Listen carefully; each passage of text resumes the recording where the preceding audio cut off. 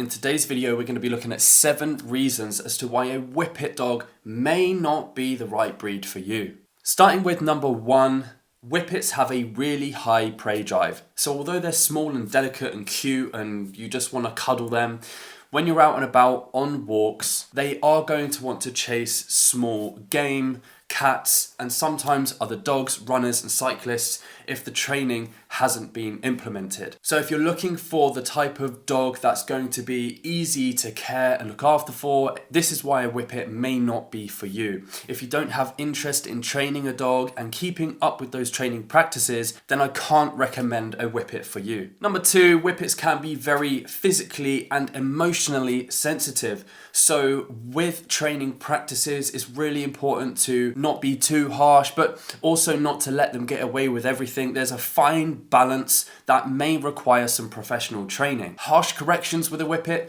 can shut them down. And the last thing you want is for your dog to be scared of you because of training practices. Reason number 3 is that they are not built for cold weather. So if you're looking for a dog that you can take on nice long walks all year round, a Whippet is probably not best suited for you. This isn't to say though that they can't manage, it just means that you're going to have to layer them up, which can provide a little bit of an inconvenience. But ultimately though, it's just really important to keep them warm. Number 4 on the list, and you may start to recognize a pattern here, is that Whippets can be prone to separation anxiety. So if you're looking for a dog that you can leave at home for several hours per day, I can't recommend a Whippet for you because of this. They are delicate, they are sensitive, and a Whippet is not going to respond well to being left at home for multiple hours per day. Don't get me wrong though, this is something that you can work on and build up the tolerance with the dog, but it really depends on what your home situation is like and whether or not you have the time to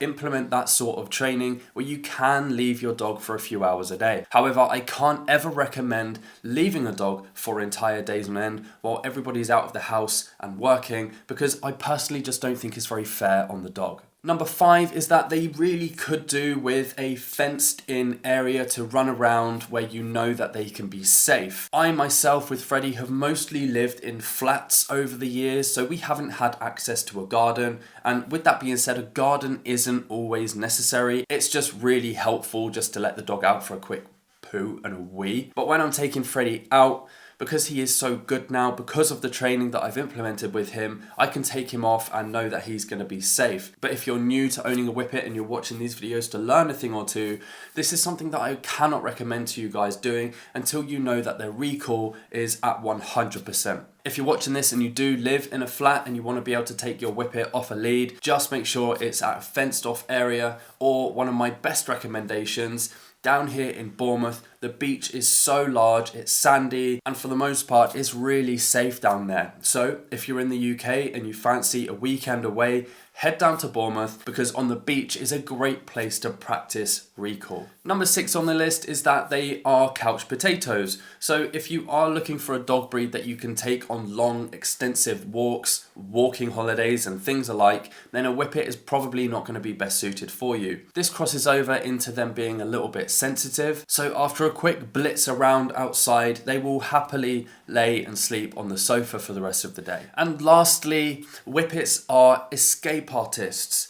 Because they can jump high, they can run fast, and they're small and thin and slippery, they can get over fences, through hedges, and before you know it, they're gone. They're out of your sight, and it can be really worrying. It's happened to me before where I've been walking in the New Forest, minding my own business. Next thing you know, there's a herd of deer, and Freddie has bolted, gone, vanished, disappeared. He's gone for about 20 minutes.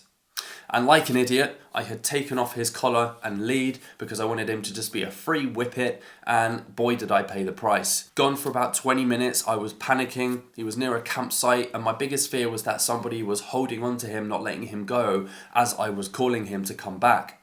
Eventually though, I did find him, and I never made that mistake again. So guys, I hope this video brought some value to you today. If you enjoyed it, please don't forget to comment, like and subscribe, and I will see you in the next one.